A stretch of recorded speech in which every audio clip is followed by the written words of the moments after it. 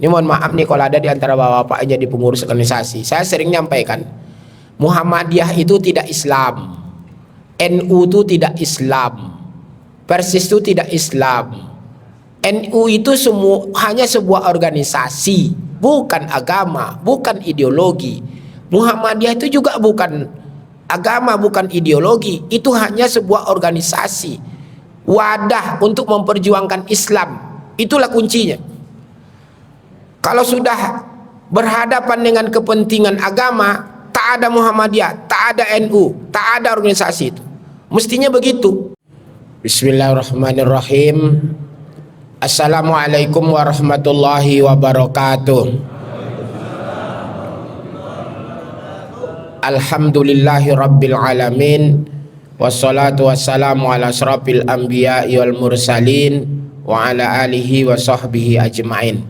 Tiada kata yang pantas kita ucapkan pertama kali di subuh hari ini kecuali hanyalah ucapan puja dan syukur kita kepada Allah.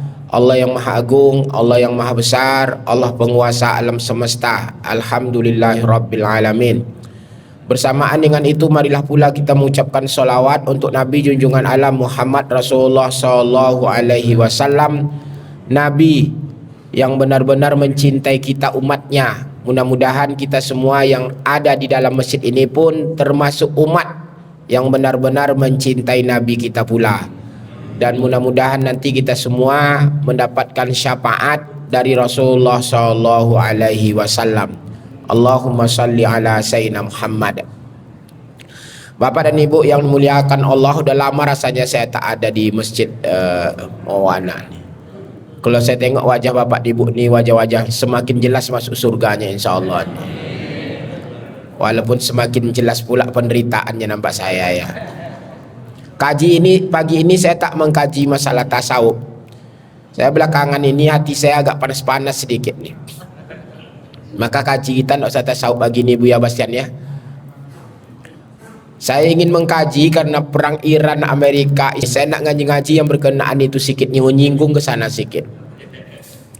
Saya membaca sebuah tulisan dulu tentang seorang ulama besar dalam dunia Islam namanya Syekh Sa'rawi Al-Mutawalli. Jadi kalau ada di antara kawan-kawan yang pernah kuliah di Al-Azhar Mesir itu mengenal siapa yang disebut dengan ulama Syekh Sa'rawi ini. Dia ulama besar, orangnya hebat. Ilmunya dalam, wawasannya luas, istiqomah orangnya, zuhud dia, disegani oleh banyak ulama. Walaupun dia di Azhar, di Al-Azhar, ulama-ulama Madinah pun segan dengan dia. Karena luar biasa wawasannya, ilmunya dalam, orangnya zuhud, segani oleh para pemimpin-pemimpin di Arab itu. Tapi dia udah meninggal beberapa tahun yang lalu. Dia ulama besar.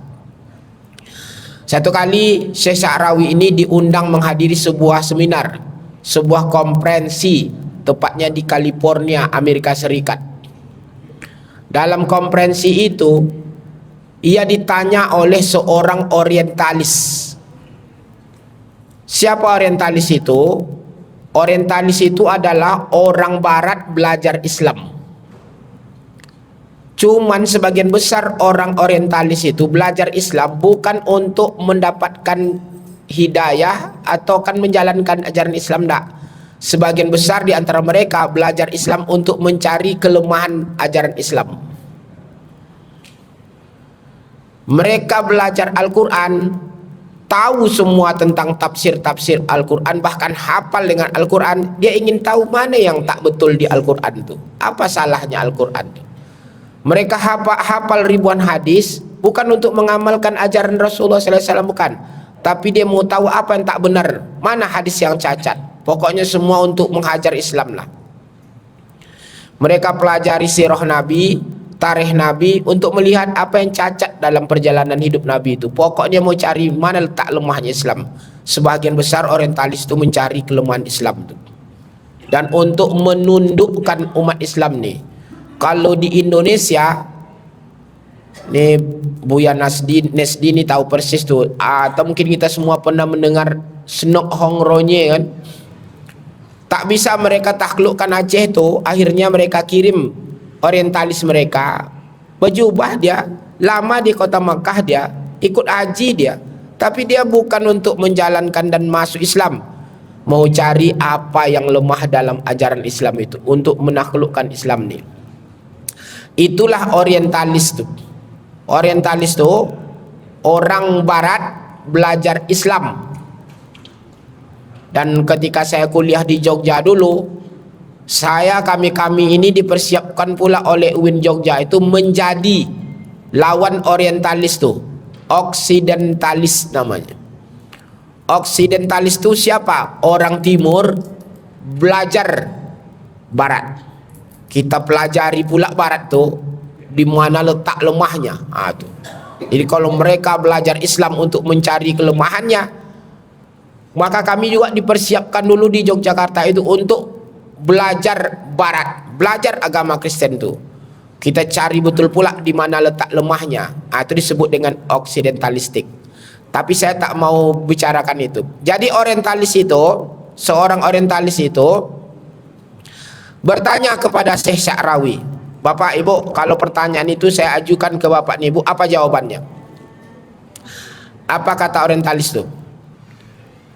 Syekh, apakah Syekh percaya Al-Quran ini benar semua isinya dan dapat dibuktikan tidak kebenarannya?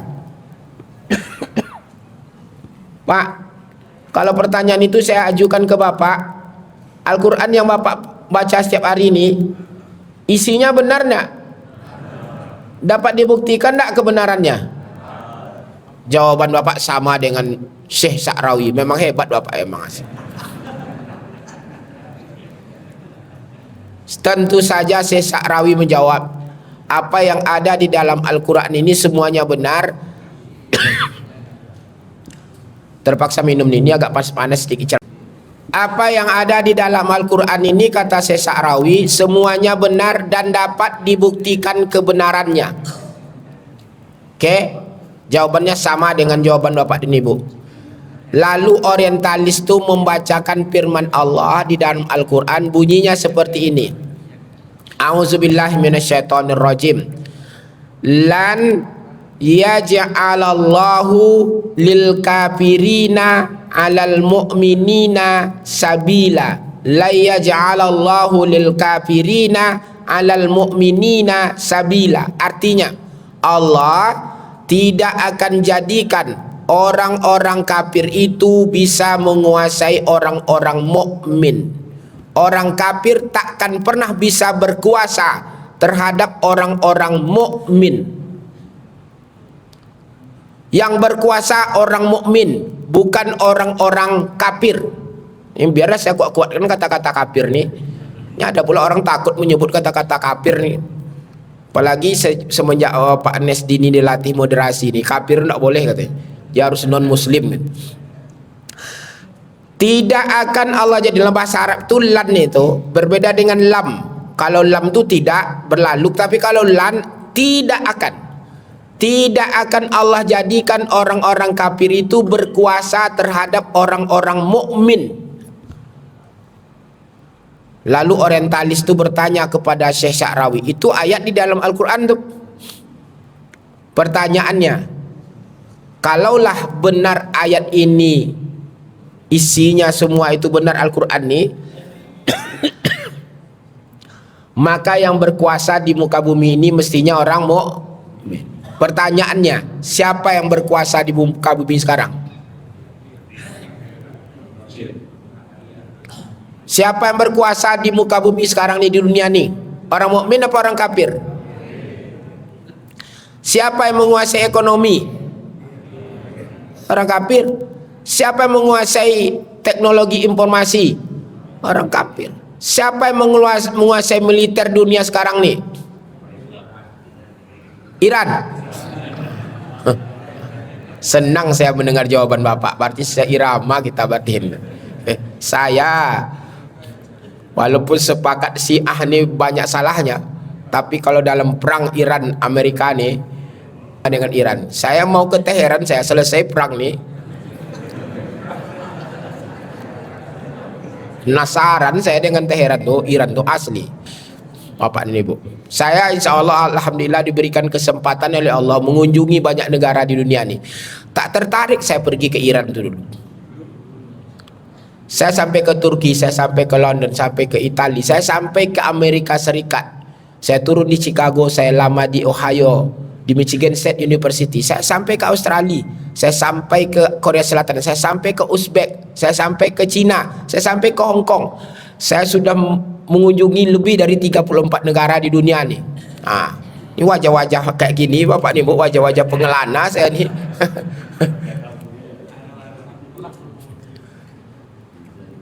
Tapi tak tertarik saya untuk hadir ke Iran dulu tuh, karena bayangan saya Iran tuh negaranya miskin, lalu apa namanya terlalu apalah teokrasi tadi kan ceritanya, terlalu mulah-mulah tuh bayangan saya. Tapi setelah perang Iran nih saya tertarik betul hadir, karena informasi-informasi itu, dan saya konfirmasi di banyak-banyak, termasuk juga dengan beberapa mahasiswa di Iran itu, ternyata Iran tuh hebat, aman Iran tuh ternyata. Bisa saja perempuan tuh malam-malam pergi ke taman, jogging malam-malam tengah malam aman.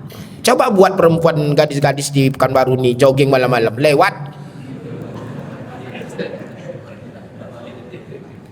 Taman-tamannya banyak, mereka sejahtera, hidup tuh murah. Ayam 1 kilo, ayam 1 kilo 4.000 rupiah apa 5.000 rupiah.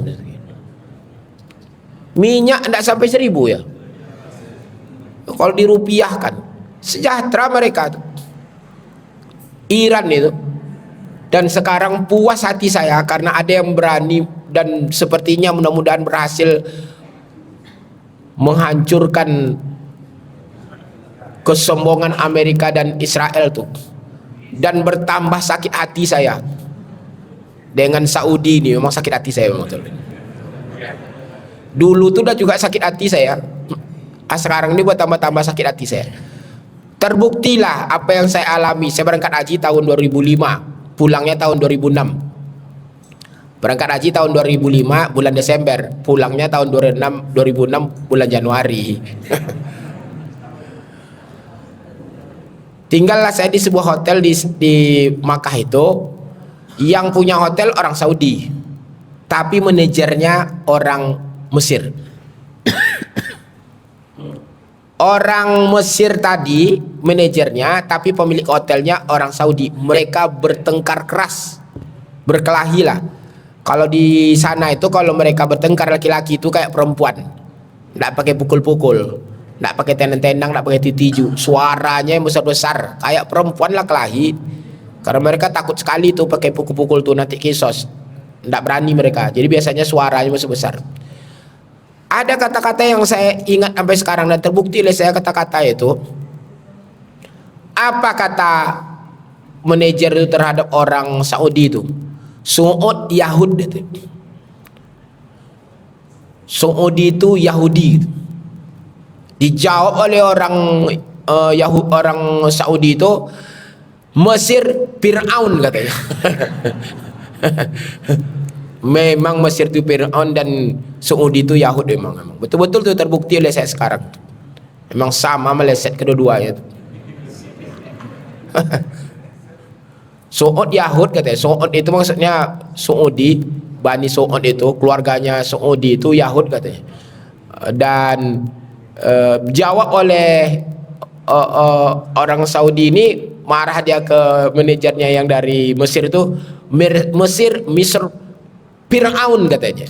Memang Fir'aun Mesir sampai sekarang, memang Fir'aun memang. As-Sisi itu memang Fir'aun memang benar tuh. Ini negara-negara Timur Tengah aja kan Bapak puji-puji betul lagi. Yang ini sembah-sembah mereka itu. Saya kalau setelah berjalan dengan Dr. Mawardi Mak Saleh tuh tengoknya orang Arab di bandara tuh ya selalu keluar kata-kata dari mulutnya. Tua Arab bahlul gitu itulah tuh. Kan naik pesawat, satu pesawat dia dengan Kabi ke Indonesia kan. Itu kan banyak orang-orang Arab tuh. Orang-orang Arab pakai jubah-jubah tuh kan. Ke Indonesia atau kemana mana dia. Buat dosa aja dia ke Indonesia tuh. Atau apa kata dokter mulia tuh Arab bahlul tuh. Arab bahlul tuh. Ya, jangan di sesembah betul, enggak jelas juga mereka. Sekarang nih semakin terbukti oleh saya apa yang saya alami selama-lama ini. Dan memang ternyata mereka bersekutu dengan Amerika, bersekutu dengan Israel. Maka itulah sebabnya nasib Palestina itu seperti itu. Tak masuk di akal saya, Bapak, tak masuk, dari dulu tak masuk di akal saya. Israel negara kecil, kecil negara itu, dikelilingi oleh negara-negara Islam besar-besar, berbatasan dengan Yordan, berbatasan dengan Saudi, berbatasan dengan Mesir, berbatasan dengan Suriah, berbatasan dengan Lebanon, seberangnya ada Turki, ada Iran, ada Irak, apa lagi yang kurang? Itu negara-negara Islam besar-besar, tak bisa dia. Dan mereka menonton semua bagaimana saudara-saudara kita di Palestina itu. Tak masuk di logika saya, di kepala saya, di mana? Kecuali sekarang terbukti memang mereka semua memang Yahud semua memang.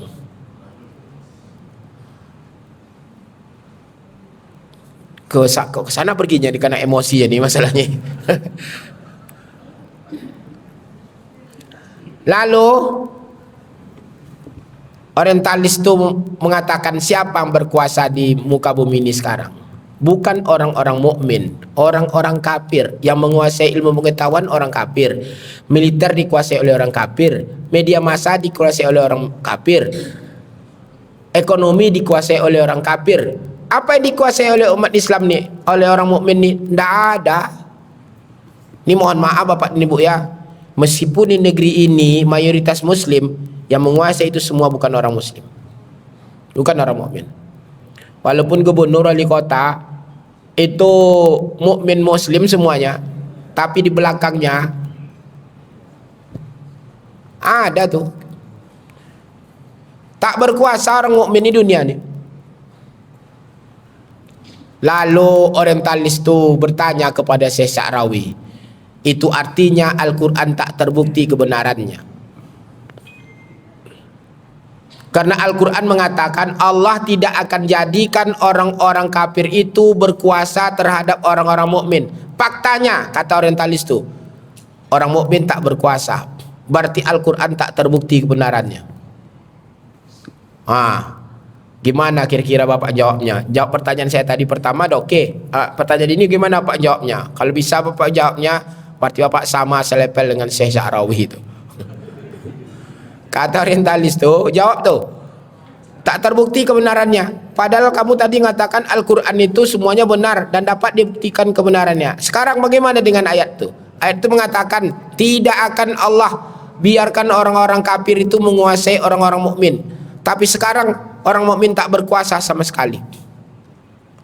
Tandanya memang Bapak nih Bu, tak ada kita berkuasa. Diatur-atur oleh Trump aja kita negara-negara ini. Bapak Ibu, apa jawaban Syekh Sa'rawi? Syekh Sa'rawi menjawab seperti ini. Al-Quran semuanya benar dan dapat dibuktikan kebenarannya. Lalu bagaimana dengan ayat tadi? Apa kata Syekh Sa'rawi? Ayat itu tidak salah. Yang salah adalah kami sekarang ini. Kami, kata Syekh Sa'rawi, belum sampai pada level mukmin. Kami baru muslim. Di dalam Al-Quran itu Allah menyebut tidak akan menjadikan orang-orang kafir berkuasa terhadap orang mukmin, bukan orang muslim. Orientalis itu bertanya karena dia kan belajar Islam. Memang beda antara mukmin dengan muslim? Beda, kata Syekh. Apa dalilnya? Bapak ini, kita nih Bapak ya yang ada semua di sini nih, ini ada yang hanya level-level muslim nih, tapi ada yang level mukmin, tapi ada lagi yang level yang tertinggi muhsin. Yang saya ajarkan selama ini tasawuf itu sebenarnya level muhsin itu. Nah sekarang Bapak masuk yang mana? Level muslim, level mukmin, level muhsin. Syekh Sa'rawi ketika ditanya apa dalilnya, dalilnya tentang level-level seperti itu, beda-beda derajat itu, Syekh Sa'rawi membacakan firman Allah di dalam Al-Quran, bunyinya seperti ini. A'udzubillahi minasyaitonirrajim, bismillahirrahmanirrahim. Wa qalatil a'rabu amanna. Qul lam tu'minu walakin qulu aslamna walamma yadkhulul imanu fi qulubikum wa in tuti'ullaha wa rasulah la yalitkum min a'malikum syai'a. Allah berfirman di dalam Al-Qur'an, ketika orang-orang Arab itu mengatakan amanna wa qalatil a'rabu amanna, ketika orang-orang Arab Badui itu mengatakan kami telah beriman. Qul Muhammad, katakan kepada mereka yang telah mengatakan kami beriman itu, amanna itu lam tu'minu, kalian belum beriman. Walakin qulu aslamna, tapi cukuplah kamu katakan, kalian katakan kalian telah Islam. Aslamna, belum amanna. Walamma yadkhulul imanu fi qulubikum, iman belum masuk di dalam hatimu. Kamu baru Islam, belum iman. Kalian baru aslamna, belum amanna. Walamma yadkhulul imanu fi qulubikum, iman belum masuk di dalam hatimu. Itu kata Allah. Ada orang Islam, Muslim, aslamna, tapi belum mukmin, belum amanna. Orientalis itu lalu bertanya, apa bedanya? Apa indikasinya? Apa indikatornya orang yang Muslim dengan orang yang mukmin? Syekh menjawab, kalau ada orang rajin sholat, rajin puasa, bayar zakat, berangkat haji dan umroh bolak-balik ke tanah suci, itu orang yang bagus dalam Islamnya. InsyaAllah bapak-bapak ini Islam semua, Islam yang hebat. Ada orang rajin sholat, rajin puasa, sholat sunatnya banyak, zikirnya banyak, baca Al-Qurannya banyak, tahajudnya banyak, bolak-balik berangkat haji, umroh. Itu Muslim yang hebat, kata Syekh Sarawi. InsyaAllah bapak semua Muslim yang hebat. Lalu ditanya oleh orientalis tuh, kalau yang orang beriman gimana? Orang beriman itu terlihat dari perilakunya. Karena orang beriman itu kan yang percaya kepada Allah, percaya kepada malaikat, percaya kepada kitab, percaya pada Rasul, percaya kepada hari kiamat, percaya dengan qada baik dan qada buruk, kan begitu kan orang beriman itu. Terlihat dari perbuatannya, kata Syekh Sa'rawi. Orang yang beriman itu, kata Syekh Sa'rawi, satu, kuat semangat jihadnya. Dua, kuat semangat ukhuwahnya. Ukhuwahnya hebat. Tiga, solidaritasnya. Empat, amar ma'ruf nahi mungkarnya.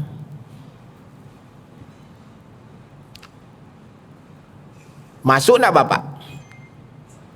Kuat jihadnya. Dia orang yang mau berjihad nih bapak, ibu, itu orang yang kuat imannya. Kalau lemah imannya pasti tak mau berjihad, tak akan mau.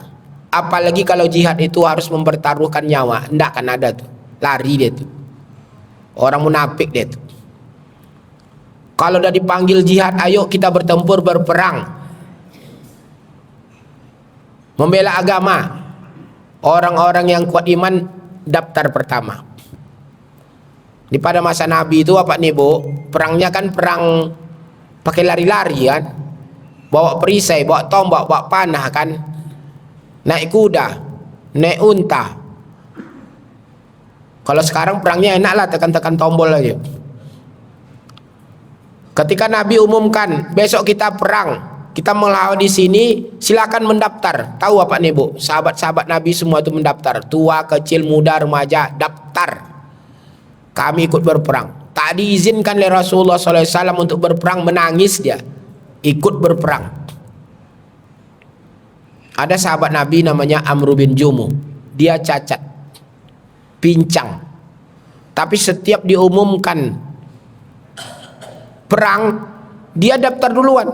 Tapi tak pernah diterima oleh Rasulullah SAW dia ikut berperang. Orang pincang berperang. Tak mungkin dia berperang. Kalau perang dia mati tuh, pincang, lari tentu tidak kencang. Maka dia tak pernah diizinkan oleh Rasulullah SAW berperang. Amr bin Jumuh ini. Dua putranya sudah mati syahid berperang bersama Rasulullah SAW. Tapi ketika ada pengumuman ayo daftar berperang, dia tetap mendaftar. Sampai satu kali dia merengek-rengek kepada Nabi, saya ikut berperang Rasul, ikut berperang. Menangis-nangis dia, meminta-minta dia kepada Nabi, saya ingin mati syahid, saya ingin. Akhirnya Rasulullah SAW bilang, oke lah, berangkatlah, kamu saya bawa, tapi kamu belakang-belakang aja ya. Kalau depan-depan nanti payah pula kami dibuatnya. Belakang-belakang aja, cari aman aja lah, pokok kamu ikut belakang. Oh senang dia bapak ni, bu, senang dia, bahagia dia. Sebelum berangkat itu dia disiap-siapkan semuanya, pedangnya diasah, baju perangnya semacamnya, semangat dia. Berangkat dia perang. Tahu bapak ni bu apa yang terjadi? Mati syahid dia. Orang pincang berperang itu lewat, mati syahid dia. Dibawalah jenazah-jenazah yang mati syahid itu kembali ke kota Madinah. Tapi menariknya, unta yang ada jenazahnya Amr bin Jumuh ini ketika berada di batas kota Madinah, dia duduk tak mau masuk ke kota Madinah. Didorong, dipukul untuk unta itu berdiri masuk ke kota Madinah, tak mau unta itu. Tak mau dia. Unta itu tak mau nih masuk ke kota Madinah. Ini ada jenazah nih, jenazahnya Amr bin Jumuh ini, sahabat-sahabat yang meninggal yang lain tuh dibawa juga jenazahnya kota Madinah. Tapi masuk tuh binatang yang mengangkat di atasnya itu. Tapi khusus untuk unta yang jenazahnya Amr bin Jumuh ini tak mau bergerak unta itu. Akhirnya mengadulah sahabat-sahabat Nabi kepada Nabi Muhammad SAW masalah kasus itu. Nabi mendatangi istrinya Amr bin Jumuh ini. Ditanya oleh Nabi apa pesan-pesannya. Apa kata Amr bin Jumuh, kata istrinya Amr bin Jumuh kepada istrinya sebelum dia berangkat. Saya tak mau balik ke kota Madinah. Saya ingin mati syahid di dalam pertempuran ini. Saya tak mau balik ke kota Madinah. Saya nak mau balik ke kota Madinah ni atau. Dan Allah kabulkan permintaannya itu, jenazahnya tak balik ke kota Madinah. Tak mau entah tu masuk kota Madinah. Dan akhirnya dia dikuburkan di tempat dia meninggal dunia dalam pertempuran itu. Karena itu permintaannya mati syahid. Jihad bapak nih bu, jihad itu mempertaruhkan nyawa. Saya tak yakin nih kalau sempatlah seperti itu pada masa Rasulullah. Sekarang nih diumumkan, bapak-bapak yang hadir Masjid Muwanah, besok kita bertempur, taruhannya nyawa, daftar. Pasti macam-macam alasan bapak nih. Minta izin dulu sama istri ya kan. Macam-macam lah alasan bapak. Sahabat Nabi itu yang tua, yang muda ketika perang dia. Abu Bakar As-Siddiq itu mertua Nabi, tua, tapi setiap ada pertempuran dia ikut hadir bertempur, berperang bersama Nabi Muhammad SAW. Maka ketika semangat jihad ini ada di jiwa-jiwa umat Islam, dunia dikuasai oleh orang mukmin. Dunia sampai ke Islam sampai ke Cina, Islam sampai ke Indonesia, Islam sampai ke Eropa. Islam menguasai dunia ini. Jihad.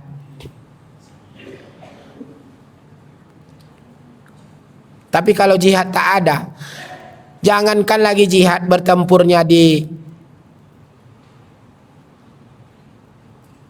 media massa pun kita sekarang tak berani berjihad Bapak nih. Membela agama kita di media ini pun tak mau. Ini untung ada beberapa orang nih. Ini berjihad sekarang nih. Ini mohon maaf nih, kadang-kadang ustadz pun tak berani dia ngomong kayak gini nih. Paling dia cerita tentang fikih, tentang kurban, tentang ini segala macam. Tak berani dia cerita tentang bagaimana seharusnya kita bertempur, berjuang membela agama nih. Ketika Nabi kita dihina di media, berani tidak kita ngomong? Membela agama nih. Ketika agama kita dihina, berani tidak kita membela agama kita nih? Jangan lagi bertempur seperti ini, berjuang membela agama sampai meninggal dunia, mempertaruhkan nyawa, berjihad dengan alat media massa yang kita miliki ini, dengan media sosial yang kita miliki pun tak berani gitu, takut gitu. Orang yang beriman itu, kata Syekh Sya'rawi, semangat jihadnya tinggi. Kami ke sekarang, kata Syekh Sya'rawi, tak ada jihad. Tak ada jihad. Tak ada semangat jihad kita. Umat Islam di dunia sekarang ini, Nabi itu pernah mengatakan begini, saya tak takut kalau kalian miskin, kata Nabi. Tak takut saya. Tak khawatir saya kalau kalian miskin. Iman kalian pasti ada kalau kalian miskin, kata Nabi. Tapi kalau sempat kalian kaya, dunia di genggaman kalian, saya takut sekali, kata Nabi, iman kalian pergi. Oh, negara-negara Timur Tengah yang kaya-kaya tuh apa dia? Karena di genggamannya dunianya tuh, imannya pergi tuh. Takut saya, kata Nabi, kalau kalian tuh jadi orang-orang kaya, iman bisa pergi. Tapi saya tidak takut kalau kalian miskin, iman kalian tak akan pergi, katanya. Satu, Syekh Sya'rawi lalu melanjutkan, orang yang beriman itu, kata Sya'rawi, tandanya adalah kuat ukhuwahnya, persatuannya. Kita ini kan dipecah-pecah, Bapak. Orang kafir tuh tahu dia, kalau kita nih kompak, bersatu kita, tidak ada yang bisa menguasai umat Islam, tidak ada. Maka harus dipecah-pecah. Dipecahlah mana Sunni, mana Syi'i, mana Syiah, mana Ahlus Sunnah wal Jamaah. Dibuatlah orang Ahlus Sunnah wal Jamaah ini, Sunni ini takut sekali dengan Syiah. Syiah dibuat takut sekali dengan Sunni, diadu-adu, dibuat propaganda sedemikian rupa. Akhirnya kita kelaklai. Itu besar di dunia. Mereka pecah-pecah. Ada Ahmadiyah. Ahmadiyah itu dibiayai oleh Inggris tuh. Di Pekanbaru ini ada Ahmadiyah, banyak pengikut Ahmadiyah. Ahmadiyah itu mengaku Islam, tapi nabinya bukan Muhammad SAW. Dia punya nabi terakhir, nabinya Mirza Ghulam Ahmad dari India, Nehi Kahe. Katanya seperti Nabi Isa alaihissalam bagi umat Islam, maka Nabi Muhammad itu juga kami akui sebagai nabi. Kalian akui Nabi Isa itu sebagai nabi kan? Nabi kalian Nabi Muhammad SAW terakhir. Bagi kami nabi yang terakhir itu Mirza Ghulam Ahmad. Itu didanai, dibiayai oleh Inggris. Apa sebab? Inggris waktu itu tak bisa menguasai India karena semangat jihad dikobarkan di situ untuk melawan Inggris. Adalah Mirza Ghulam Ahmad ini agak pandai-pandai sedikit, pandai ngomong, pandai menulis dan segala macam. Didanai betul, diangkat betul dia jadi nabi. Ngaku pula dia akhirnya jadi nabi. Pusatnya Ahmadiyah itu di London. Jadi nabi dia. Diikuti oleh banyak orang sampai ke Pekanbaru. Ada pengikutnya Ahmadiyah. Beberapa tahun yang lalu tiba-tiba beberapa orang anak dari bapak ini datang ke MUI. Pak, boleh enggak minta surat keterangan bahwa bapak kami itu seorang muslim? Kamu Islam? Bapak kamu Islam? Kapan dia masuk Islamnya? Memang Islam dari kecil, Ustadz. Terus kenapa minta surat keterangan Islam? Begini Ustadz, kan MUI telah memfatwakan Ahmadiyah itu kafir. Ya, terus bapak saya Ahmadiyah. Di kampung itu orang tahu di tempat tinggalnya bapak saya ini Ahmadiyah semua. Terus saya bilang, bapak saya itu sekarang sakit-sakitan Ustaz. Sudah dirawat, kayaknya tidak panjang umur nampak lagi Ustaz. Terus apa masalahnya? Saya takut Ustaz nanti mati, tak ada yang mau menyolatkannya, kan kafir. Buatlah surat keterangan bahwa bapak saya muslim. Tidak bisa, bapak kamu taubat dulu. Sekurang-kurangnya dia mengakui bersyahadat kembali dan menolak Mirza Ghulam Ahmad itu sebagai nabinya. Harus begitu. Terus gimana Ustaz? Saya harus kumpul-kumpulkan? Enggak, kamu suruh aja orang tua kamu bertobat dan mengucapkan syahadat. Dalam sakitnya direkam oleh anak-anaknya, orang tuanya menyatakan bertobat, direkam orang tuanya mengucapkan syahadat lagi. Udah sakit-sakitnya itu, ya kami buat surat keterangan bahwa orang tuanya sudah bertobat dan masuk Islam lagi. Ahmadiyah, sampai ke sini Ahmadiyah itu untuk apa? Diadu-adu. Islam nih kalau kompak dia takut mereka, kalau bersatu takut mereka. Ormas-ormas Islam ini dibuat banyak-banyak. NU, Muhammadiyah, Parti Persir, Al-Wasliyah, dan kelahi-kelahi.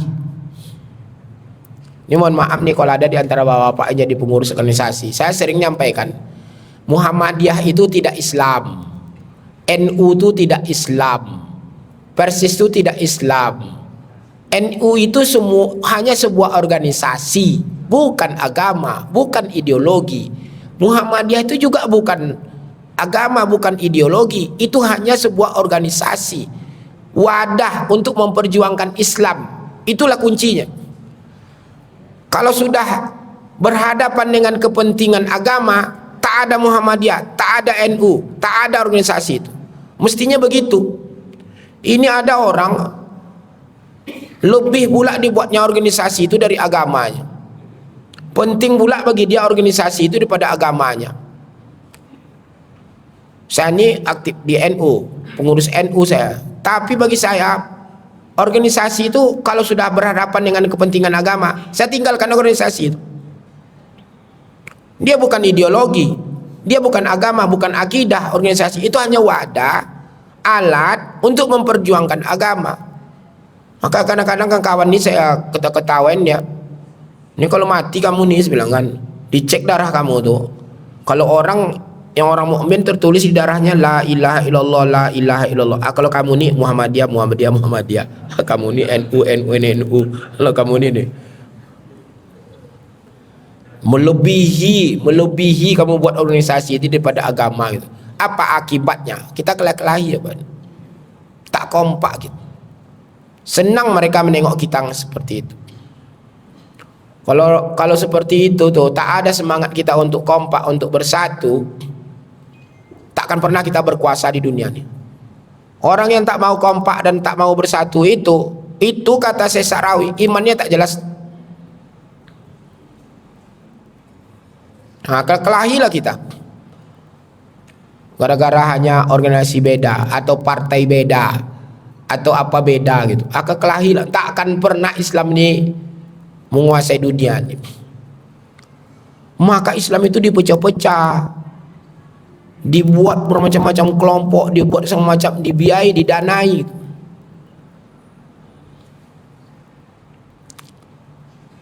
Syekh Sa'rawi lalu melanjutkan, tanda orang yang beriman itu kata Syekh Sa'rawi, solidaritasnya tinggi.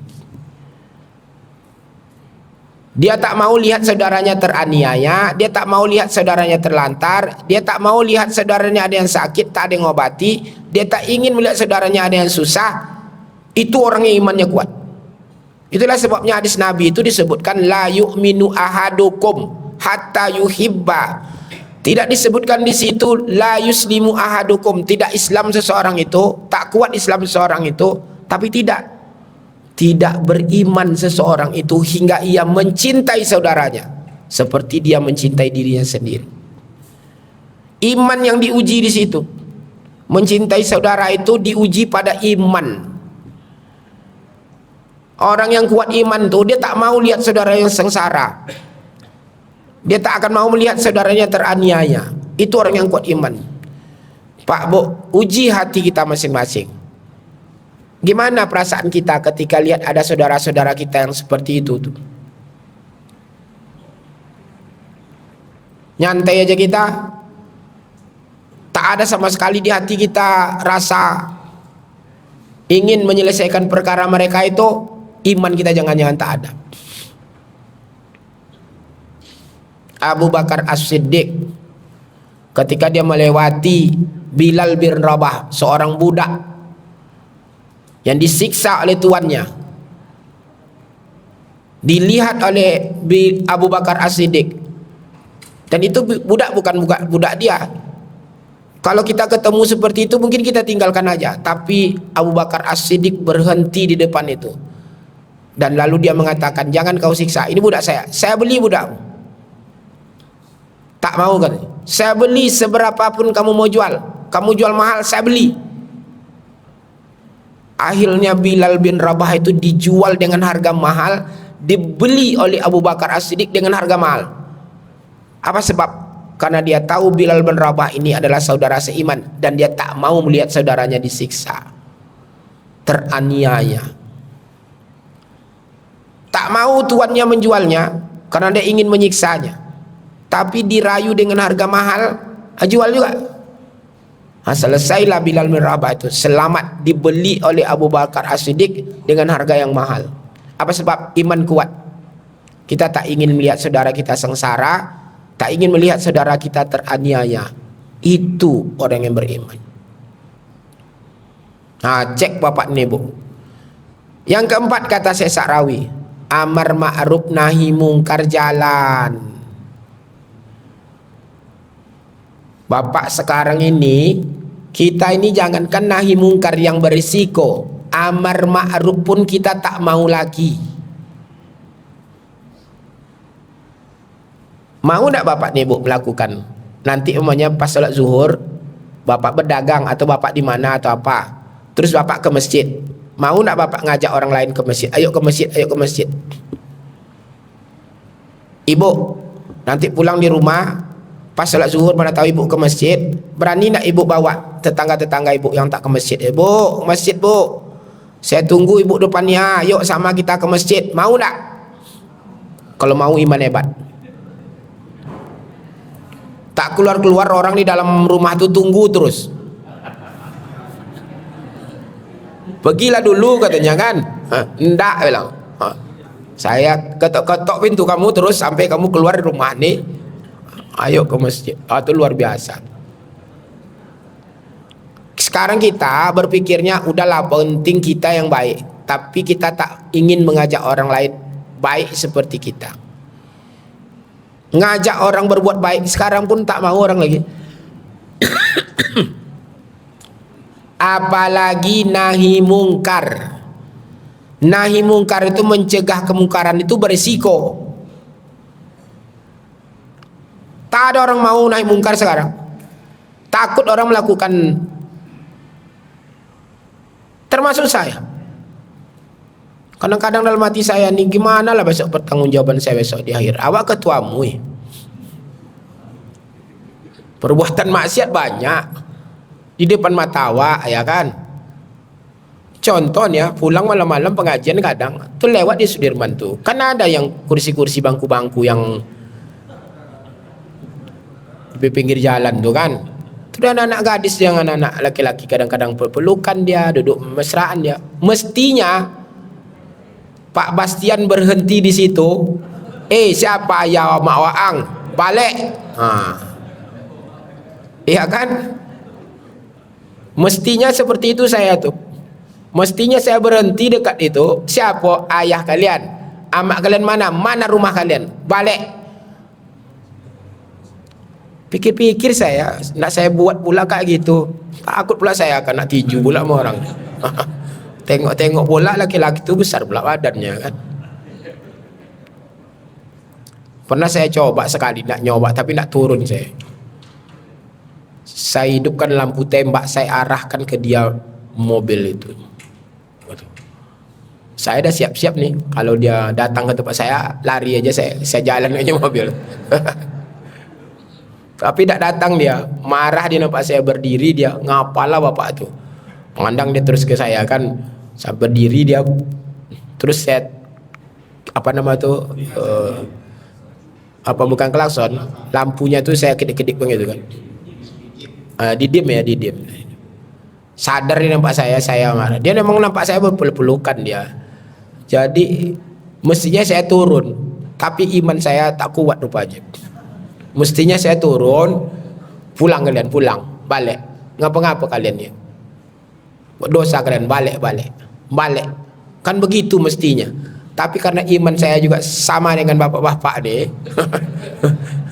Padahal saya ketuamu ini, memang meleset sebenarnya ketuamu ini. Mestinya turun saya. Mestinya saya cegah. Tapi saya tak mampu melakukannya. Akhirnya sebut itu wahwa ad'aful iman itu. Iman yang paling lemah. Siapa yang melihat kemungkaran, falyughayyir biyadi, ubah dengan tangan, ubah dengan kekuasaan. Perlu tempeleng, perlu diterjang. Kan begitu tuh. Kalau lihat kemungkaran itu. Kalau lalu tak mampu kata Rasulullah, ubah dengan lisan. Pulang. Balik, buat dosa kalian nih, balik. Tapi kalau juga kamu tak mampu, tak berani, diam sajalah, pergi sajalah, jangan dekati. Wahwa ad'aful iman, itu iman yang paling lemah itu. Lemah iman saya itu. Maka kata Syekh Sarawi itu tak ada lagi. Maka kami ini kata Syekh Sarawi sekarang belum sampai pada level mukmin. Kami baru sampai pada level muslim. Allah hanya janjikan tidak akan jadikan orang-orang kafir itu berkuasa terhadap orang mukmin, bukan berkuasa terhadap orang muslim. Kami sekarang muslim, tapi kami belum mukmin. Di dunia ini kami sekarang muslim, tapi tidak mukmin. Maka janji Allah di dalam Al-Quran itu takkan pernah terjadi. Apa sebab? Karena kami belum sampai pada level mukmin. Coba kalau kami mayoritas ini mukmin semua, tidak ada orang kafir itu bisa berkuasa dengan kami. Sempat semangat jihad kita kuat, uhwah kita kuat, solidaritas kita tinggi, nahi mungkar kita jalan, tidak ada yang bisa ganggu kita. Kita menguasai dunia. Tapi karena kita tidak punya semangat jihad, kita pecah belah, tak ada sama sekali solidaritas kita, tidak ada bu. Mereka tetap berkuasa di atas kita. Makanya di Al-Quran itu kan disebut innamal mu'minuna ikhwatun. Tidak disebut innamal muslimuna ikhwatun. Tapi mukminun, hanya orang-orang mukmin itu yang bisa bersaudara. Kuat persaudaraannya, kuat ukhuwahnya orang-orang mukmin. Kalau tak mukmin dia, ukhuwahnya tak ada. Bapak, ayo kita tingkatkan level kita menjadi level orang yang mukmin. Dengan cara apa? Tanamkan semangat jihad kuat di hati kita. Jihadnya tentu tidak saja berperang sekarang, tak ada perang tuh. Tempur sekarang tuh tidak ada, mudah-mudahan tidak terjadi di negeri ini. Tapi tetap membela agama wajib ada. Terjaga agama kita sama-sama.